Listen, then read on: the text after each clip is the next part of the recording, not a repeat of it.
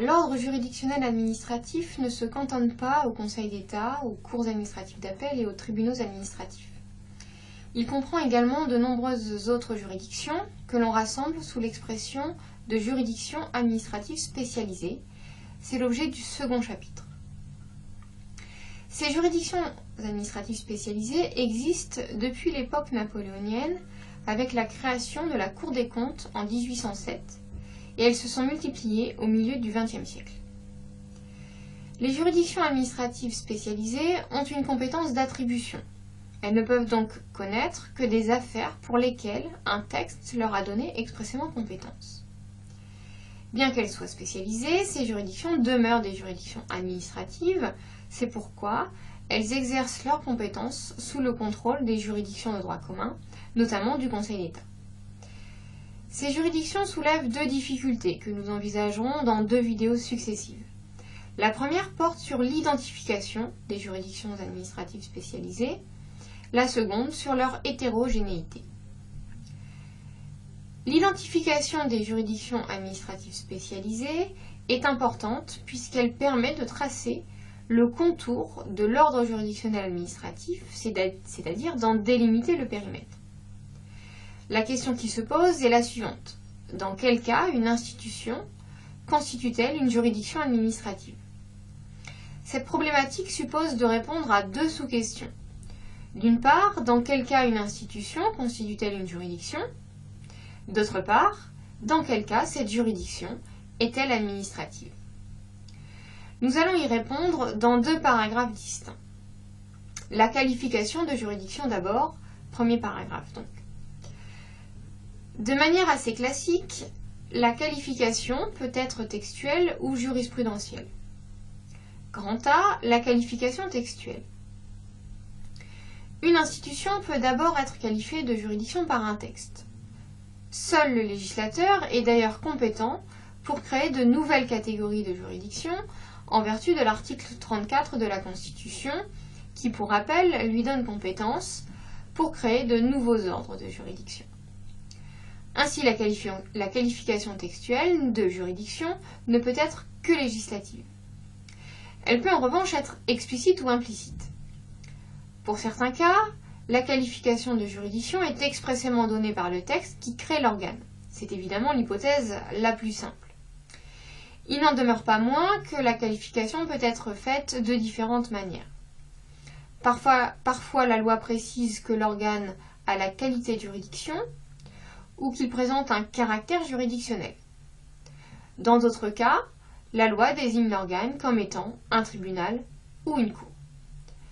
Par exemple, l'article L. 952-7 du Code de l'éducation prévoit que les conseils académiques des universités statuent en matière juridictionnelle sur l'exercice du pouvoir disciplinaire à l'égard des enseignants-chercheurs et des enseignants.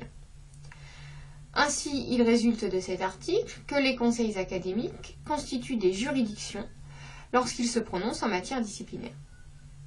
Autre exemple, l'article L. 711-1 du Code des pensions militaires d'invalidité et des victimes de guerre, qui donne compétence en premier ressort au tribunal des pensions et en appel à la Cour régionale des pensions pour connaître des contentieux relatifs aux pensions militaires d'invalidité. Ici, la désignation des organes, tribunal et cour, montre qu'il s'agit de juridiction. À côté de ces qualifications expresses, il arrive que la qualité de juridiction se déduise des caractéristiques de l'organe. La qualification par la loi est alors implicite. En effet, souvent les termes de tribunal ou de juridiction ne sont pas présents. Tel est le cas notamment lorsque l'organe porte l'appellation de commission. Cette désignation ne permet pas de conclure à l'existence d'une juridiction. Cependant, si la loi précise que les décisions de l'organe sont revêtues de l'autorité de chose jugée, ou qu'elles sont susceptibles d'appel ou de cassation, il est possible d'affirmer que le législateur a entendu créer une juridiction. Par exemple, l'article L. 134-3 du Code de l'action sociale et des familles indique que les décisions de la Commission centrale d'aide sociale peuvent faire l'objet d'un recours en cassation devant le Conseil d'État. L'existence de ce recours en cassation révèle la qualité de juridiction de la Commission centrale d'aide sociale. Pour conclure sur ce point, il faut souligner que la loi peut parfois dénier expressément ou implicitement la qualification de juridiction. C'est le cas par exemple des organes qualifiés d'autorité administrative indépendante ou d'autorité publique indépendante. Ces qualifications excluent celles de juridiction en droit interne. L'exclusion de la qualification de juridiction apparaît également lorsque le texte prévoit que les décisions de l'organe sont susceptibles d'un recours juridictionnel. Tel est le cas par exemple de l'article L. 621-30 du Code monétaire et financier, concernant les décisions de la Commission des sanctions de l'autorité des marchés financiers. Cette précision signifie en effet que la décision prise par l'organe n'est pas une décision juridictionnelle. On peut donc en conclure que cet organe ne constitue pas une juridiction. En dehors de ces différentes hypothèses, il arrive que la loi qui institue l'organe soit entièrement silencieuse. C'est alors au juge de dire s'il constitue une juridiction. Grand B, la qualification jurisprudentielle. Le Conseil d'État a dégagé des critères qui permettent d'identifier une juridiction. C'est la méthode du faisceau d'indices qui a été retenue. L'appréciation du juge repose sur la recherche de plusieurs éléments permettant d'admettre que l'organe constitue une juridiction. D'abord, le juge vérifie l'existence de critères sans lesquels il ne peut y avoir de juridiction. Premier élément, l'organe doit avoir un pouvoir de décision, et non pas seulement un pouvoir d'émettre des avis, des recommandations ou des propositions. Cela résulte d'un arrêt du Conseil d'État du 13 février 1980, l'arrêt Nall. Il faut toutefois signaler que le fait qu'un organe ait un rôle consultatif ne fait pas obstacle à la qualification de juridiction. Cependant, il faut qu'il ait par ailleurs un pouvoir de décision, et c'est dans l'exercice de ce pouvoir de décision qu'il pourra éventuellement revêtir la qualification de juridiction. Prenons l'exemple du Conseil supérieur de la magistrature. Ce conseil a un rôle consultatif pour l'exercice du pouvoir disciplinaire à l'égard des magistrats du parquet.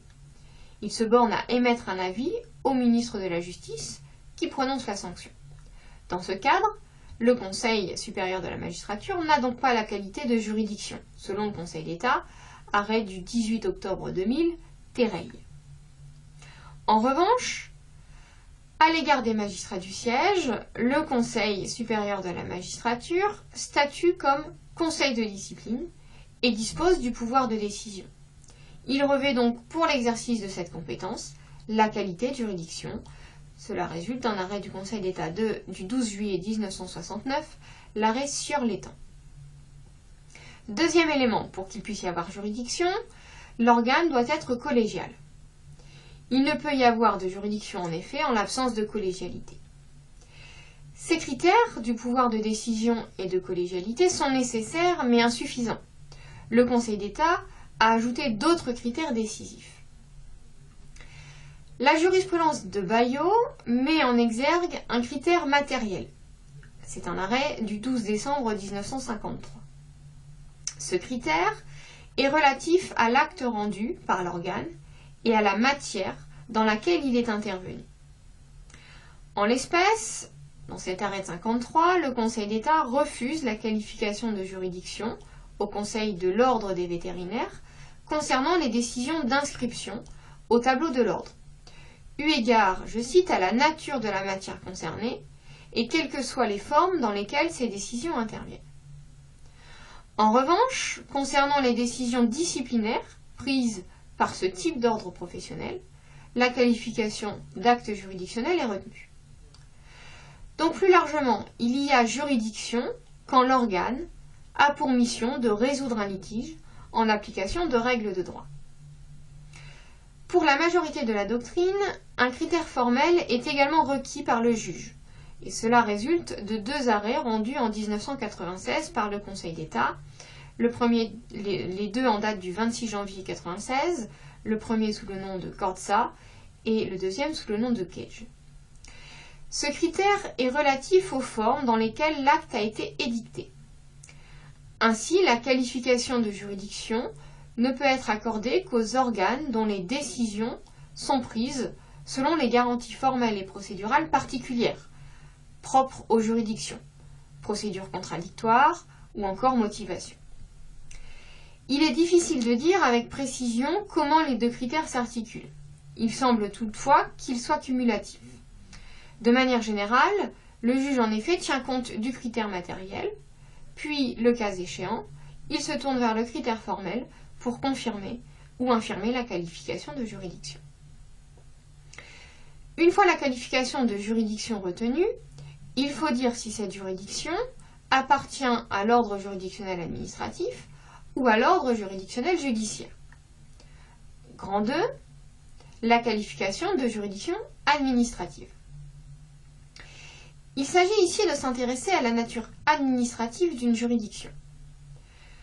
Comme précédemment, la ligne de partage entre juridiction administrative et juridiction judiciaire peut résulter d'un texte ou de la jurisprudence. Grand A, la qualification textuelle. La loi qui crée une juridiction peut en même temps préciser qu'il s'agit d'une juridiction administrative. En d'autres termes, la loi pose une double qualification, celle de juridiction d'abord et celle de sa nature administrative ensuite. Prenons l'exemple de la Cour nationale du droit d'asile, qui est compétente pour statuer sur les recours formés contre les décisions de l'Office français de protection des réfugiés et apatrides. L'article L. 731-1 du Code de l'entrée et de séjour des étrangers et du droit d'asile dispose que cette Cour est une juridiction administrative placée sous l'autorité d'un président, membre du Conseil d'État, désigné par le vice-président du Conseil d'État. La formule de la loi ne laisse place à aucun doute. La qualification est explicite concernant tant la qualification de juridiction que celle de sa nature administrative. Parfois, le caractère administratif de la juridiction est implicite. C'est par exemple le cas lorsque le texte prévoit que les décisions de l'organe juridictionnel peuvent faire l'objet d'un pourvoi en cassation devant le Conseil d'État. Dès lors que le Conseil d'État est compétent pour connaître du pourvoi, la juridiction concernée appartient nécessairement à l'ordre juridictionnel administratif. Tel est le cas de l'article L. 134-3 précité du Code de l'action sociale et des familles qui, je vous rappelle, nous précise que les décisions de la Commission centrale d'aide sociale peuvent faire l'objet d'un recours en cassation devant le Conseil d'État. Cette fois, la qualification de juridiction et le caractère administratif de cette dernière sont implicites. En l'absence d'éléments dans la loi permettant de déduire l'appartenance de la juridiction à l'ordre juridictionnel administratif, c'est au juge qu'il revient de trancher la question. Grand B, la qualification jurisprudentielle.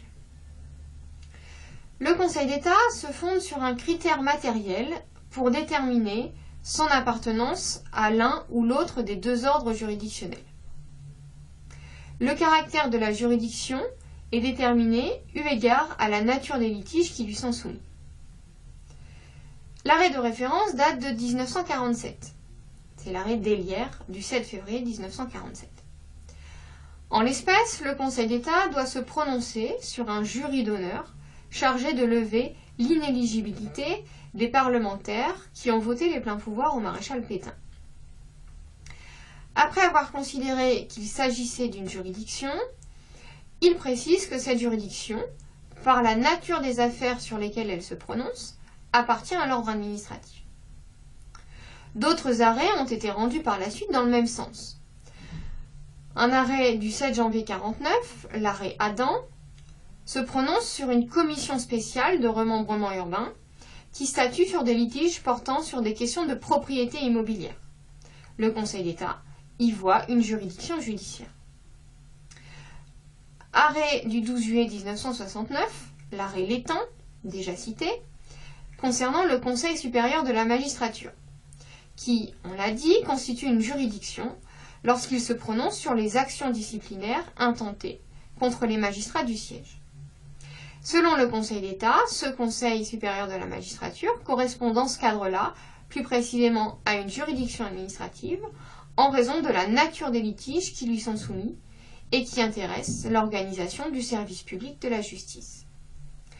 La formulation est elliptique, mais il faut comprendre en fait que les litiges qui soulèvent des questions de droit public permettent de reconnaître à la juridiction sa nature administrative.